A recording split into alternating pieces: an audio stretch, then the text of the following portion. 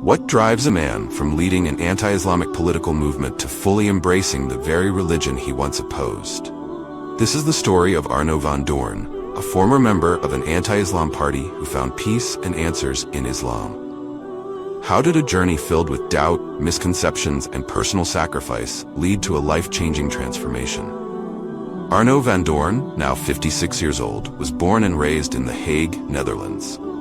He came from a Christian background and was deeply involved in politics, once supporting the Dutch anti-Islamic party PVV. I was born and raised in the Netherlands, in The Hague. I have a Christian background, raised as a Christian. I became active in politics. I became a member of the Dutch anti-Islam political party called PVV. But in 2013, his life took a remarkable turn when he embraced Islam, a faith he had previously misunderstood.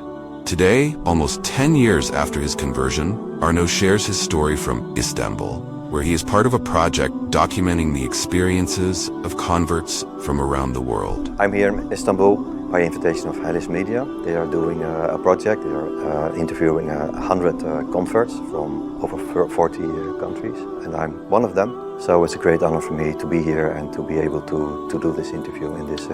Arno grew up in a practicing Christian household, attending Catholic schools and regularly going to church. But even from a young age, he sensed something was missing. The ceremonies, the concept of the Trinity, and other aspects of the faith left him with lingering doubts. Despite his devotion, Arno felt incomplete and often questioned the logic of certain Christian beliefs. I went to church on Sundays, sometimes during the week, but I never felt really like 100% comfortable. It was more like a routine. I was supposed to do it, but I missed something. Maybe now, deep in my heart, with the knowledge that I have now, even from a young child, I felt something was missing. A few things I really didn't understand. How come like three gods? How can Jesus, Isa, the prophet, how can he be the son of God? It didn't make really sense, you know. And there were some other things that it was strange to me, like the blood of Christ, the body of Christ, all these ceremonial things during when you are in church. For me, it didn't make sense. I couldn't explain why exactly because I was very young at the time, but I felt something was missing. Like many in the West, Arno's first encounter with Islam was through the media. News reports and political rhetoric painted Islam as a threat, linking it to terrorism, oppression, and danger. I heard about Islam, as most people in Western countries, by media, by politicians. Islam, as the threat, as the cause of 9/11 and oppressing women and all the terrorist activities. And the problem in the Netherlands, in Western Europe, is that people don't study Islam for themselves. They just believe the media, they believe politicians, so did I. So what I knew about Islam was only, it was negative, it was dangerous. Maybe I hated the religion. As a member of the anti-Islamic PVV party, Arno initially believed Islam was a danger to freedom and Western society. I thought sincerely that the religion, that Islam was a threat for society, a threat for our freedom. When I was member of this Islamic political party, and this political party, PVV, their major point, fighting Islam, that was something that I supported, and I thought it was necessary, and I believed in it. He even helped promote a controversial film that portrayed Islam in a negative light. At the time, his belief in the party's mission felt justified. Well, you had this famous movie. I'm not the producer of it now. A lot of people think that because the movie was made before I became active in this political party. But I was with some other people responsible for distributing the movie, for promoting the movie on social media and things like that. So I was part of this organization and part of promoting the movie. This is one of the examples. Yet, Arno's curiosity began to grow. He started to question the media's portrayal of Islam. Could 1.5 billion Muslims truly be a threat? Were the Muslims he personally knew dangerous or evil? But I had some doubts about Islam. It didn't make sense to me. You see the media, you see politicians, and they all tell Islam is evil and it's a threat for society, a threat for our freedom, and it's all evil and bad. But it didn't make sense because, 1.5 billion people in the world. Are they all evil people, angry, dangerous people? More than 1 million people in the Netherlands. They're Muslim. Are they all evil and angry, dangerous people? So many people are Muslim. A lot of good people, nice and friendly people that I knew personally. And they said you should learn about Islam because your ideas about Islam are wrong. These questions pushed him to explore Islam for himself. He began reading the Quran, visiting mosques, and engaging in conversations with Muslims. Slowly, the image of Islam he had held for so long began to unravel. started to learn about Islam, reading Quran. I went to the mosque, spoke with an imam, spoke to other Muslims, did some research myself. I went to the library, and the more you learn about Islam, the more it becomes clear to anyone, especially to me. But only during this period, the more you learn about Islam, the more it goes from my head to my heart. It felt like, whoa, this is great, this is beautiful, this is, answering some questions. All these people are wrong. It's a great religion. I feel this religion. This is answering my questions. And if you study Islam, then all these things, all the doubts that you have, they vanish, All the gaps are filled, all the answers, the questions that you have, they are answered.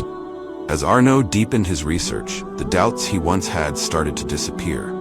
The teachings of Islam began to resonate with him.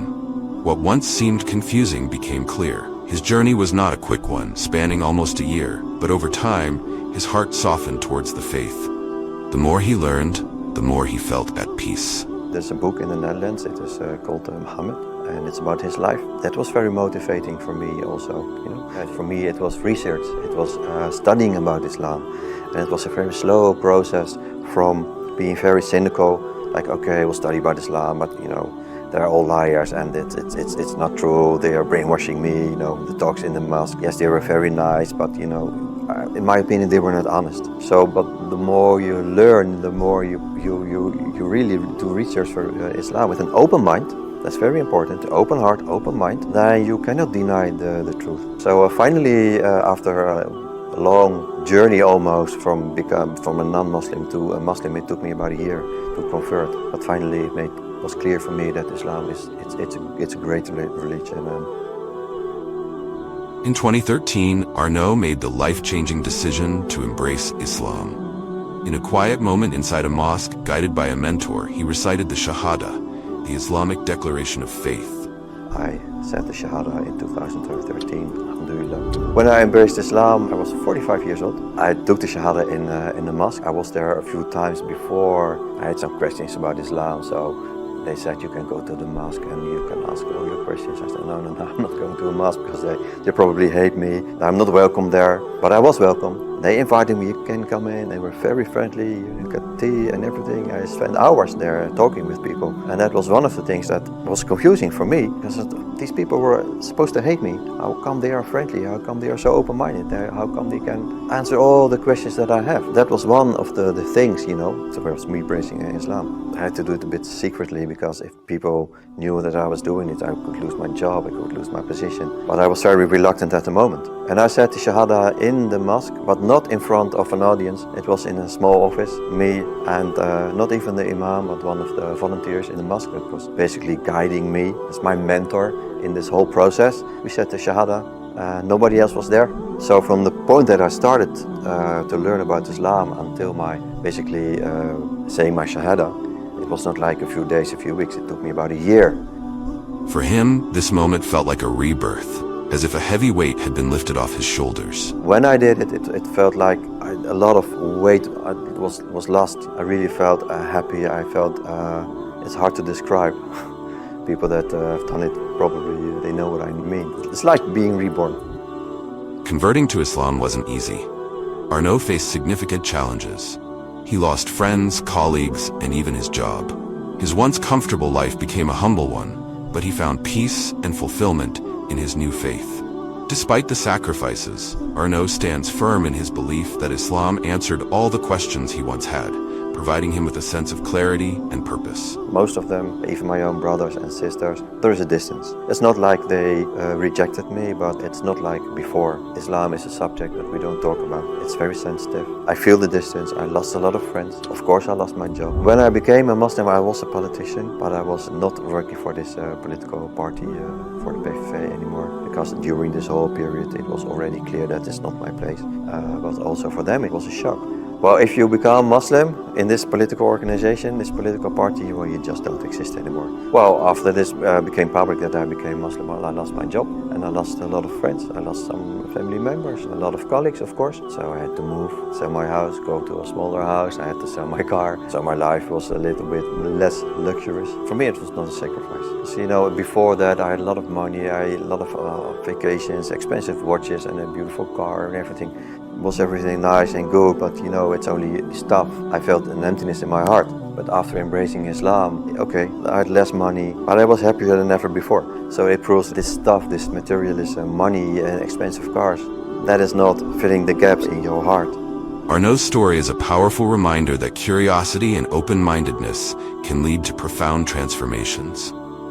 From opposing Islam to becoming a proud Muslim, his journey shows that the search for truth often comes with unexpected discoveries. So sacrificing in the way of materialistic things, yes. Sacrificing in losing friends and family, of course that is a sacrifice. After all, I felt more happy than ever before.